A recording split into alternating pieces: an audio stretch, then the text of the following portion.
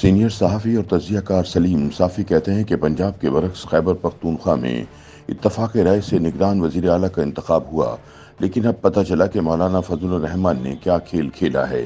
دراصل انہیں صوبے میں نگران وزیر اعلیٰ کی صورت میں ایک عثمان بزدار چاہیے تھا، کیونکہ بشرا بی بی اور فرح گوگی کی طرح صوبے کو اصل میں چلانے کے لیے انہوں نے پہلے سے اپنے سمتی غلام علی کو گورنر بنا رکھا تھا۔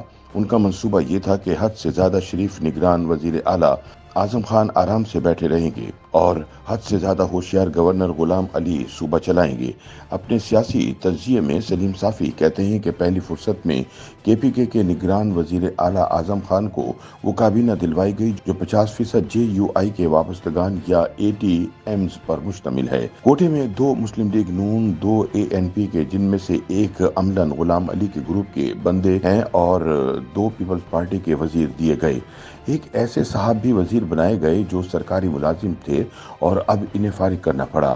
بے شرمی کی انتہا دیکھ لیجئے کہ اب اسلام آباد سے تعلق رکھنے والے پیپلز پارٹی کے رہنما نیّر بخاری کے بیٹے جرار حسین بخاری کو پختونخوا میں ایڈوائزر مقرر کیا گیا۔ ان سب تماشوں پر نگران وزیر اعلیٰ یا تو خاموش تھے یا پھر انہیں اعتماد میں نہیں لیا گیا۔ کابینہ کے پہلے اجلاس کی صدارت کے لیے گورنر، جن کا انتظامی امور سے کوئی تعلق نہیں، آ کر بیٹھ گئے۔ اپنے بیٹے جو پشاور کے میئر ہیں ان کو بھی اس اجلاس میں بٹھایا تھا۔ سلیم صافی کے مطابق جب ایک وزیر کی تقرری کے بارے میں وزیر اعلیٰ سے سوال کیا گیا تو انہوں نے لا علمی کا اظہار کیا۔ دوسری طرف صوبے میں کرپشن کا بازار یکدم ایسا گرم ہوا کہ لوگ پی ٹی آئی کے دور کو یاد کرنے لگے۔ سیکٹری سے لے کر چپراسی تک غلام علی اپنے بندے لگوانا چاہتے ہیں، جبکہ دوسری طرف اتحادی جماعتیں اپنا حصہ مانگ رہی ہیں۔ وزیر اعلیٰ حیران ہیں کہ کریں تو کیا کریں۔ مولانا اور غلام علی چیف سیکرٹری اور آئی جی بھی اپنا لگوانا چاہتے تھے، لیکن اس ایک کام میں وزیر اعظم شہباز شریف نے اپنے اختیارات استعمال کیے، جس پر مولانا نالاں ہیں اور انہوں نے نون لیگ پر دباؤ بڑھانا شروع کر دیا ہے۔ دوسری طرف غلام علی کے رویے سے تنگ آ کر نگران وزیر اعلیٰ حیران اور پریشان ہیں۔ گورنر کے پی کے غلام علی تمام ڈویژن اور اضلاع میں اپنے کمشنر اور ڈپٹی کمشنر لگوانا چاہتے تھے، اور چیف سیکرٹری نے چونکہ ان کی لسٹ کو منون قبول نہیں کیا، اس لیے وہ ان سے ناراض ہیں۔ اس طرح وہ ہر ضلع میں اپنی مرضی کے ایس پیز لگوانا چاہتے تھے، اور چونکہ آئی جی نے گورنر کی مرضی کے مطابق تقرریاں نہیں کیں، اس لیے غلام علی کو اب آئی جی بھی زہر لگنے لگے ہیں۔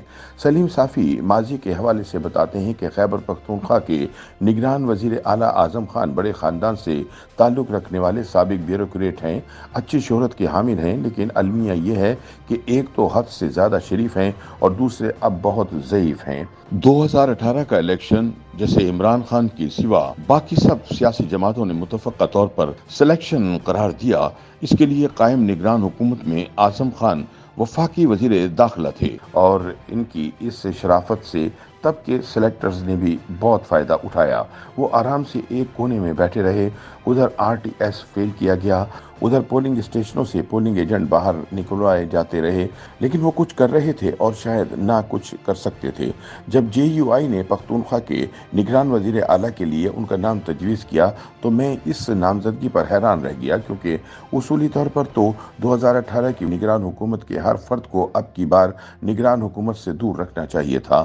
ان کی 2018 کی سلیکشن میں اس حد سے زیادہ شریفانہ کردار کی وجہ سے کسی نے پرویز خٹک کی ڈیوٹی لگائی کہ وہ اعظم خان کے معاملے پر محمود خان وغیرہ کو بھی راضی کرا دیں، اور انہوں نے یہ معجزہ کر دکھایا۔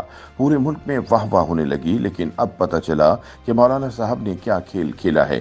سلیم صافی کہتے ہیں کہ شادی کی ایک تقریب میں میں نے محسوس کیا کہ نگران وزیر اعلیٰ اور گورنر کی بات چیت بند ہے، کیونکہ اس 2-2.5 گھنٹے کی مجلس میں انہوں نے ایک دوسرے سے کوئی بات نہیں کی۔ مجھ سے رہا نہ گیا، اور ان سب کے سامنے وزیر اعلیٰ اعظم خان سے کہا کہ سر، آپ مستعفی ہو کر اس گند سے نکل کیوں نہیں جاتے؟ تو اس شریف آدمی نے کہا کہ سلیم، اس پر پھر کسی وقت بات کر لیں گے۔ سلیم صافی کہتے ہیں کہ میں حیران ہوں کہ دہشت گردی کے فرنٹ لائن صوبے میں اگر صوبے کے بڑوں کے مابین تعلقات کار ایسے ہوں تو اس صوبے کا کیا بنے گا؟ صوبے کو سب سے بڑا چیلنج طالبان کا درپیش ہے، لیکن اس حوالے سے گورنر غلام علی اور جے یو آئی مکمل خاموش ہیں۔ ٹی ٹی پی کے امیر مفتی نور ولی نے علماء کے نام جو سوال نامہ بھیجا، اس کے مخاطب بنیادی طور پر علماء کی سب سے بڑی جماعت کے سربراہ مولانا فضل الرحمان ہیں۔ लेकिन आज तक उन्होंने इस मौजू पर लब कुशाई की है और न गुलाम अली ने बल्कि इस्लामाबाद में इस सिलसिले में उलमा की जो मीटिंग बुलाई गई इसमें भी वज़ीर मजहबी अमूर और मौलाना के बेटे असद महमूद ने बहाना बनाकर शिरकत नहीं की और मुफ्ती तकी उस्मानी साहब को आगे किया। ना वो खुलकर तालिबान का साथ दे रहे हैं और ना खुलकर मुखालफत कर रहे हैं, बल्कि इन्हें सिर्फ अपने बंदों को अहम ओहदों पर तैनात करवाने और अगले इंतखाबात के लिए इंजीनियरिंग करने में दिलचस्पी है। दूसरी तरफ शहबाज शरीफ को सिर्फ पंजाब और जरदारी को सिर्फ सिंध से दिलचस्पी है। न जाने पख्तूनख्वा के लोगों से क्या गुनाह सरजद हुआ है कि इनके ऊपर इस तरह की हुकूमतों की सूरत में एक के ऊपर दूसरा अजाब मुसल्लत होता है। YouTube पर गूगली न्यूज देखने के लिए youtube.com की सर्च बार में गूगली न्यूज टीवी टाइप करें। गूगली न्यूज के पेज पर सुर्ख रंग के सब्सक्रिप्शन वाले बटन पर क्लिक करना ना भूलिए। YouTube पेज पर अपलोड होने वाली वीडियोस से बाखबर रहने के लिए बेल आइकन पर क्लिक कीजिए। आपको हर नई वीडियो के बारे में नोटिफिकेशन मौसूल हो जाएगा।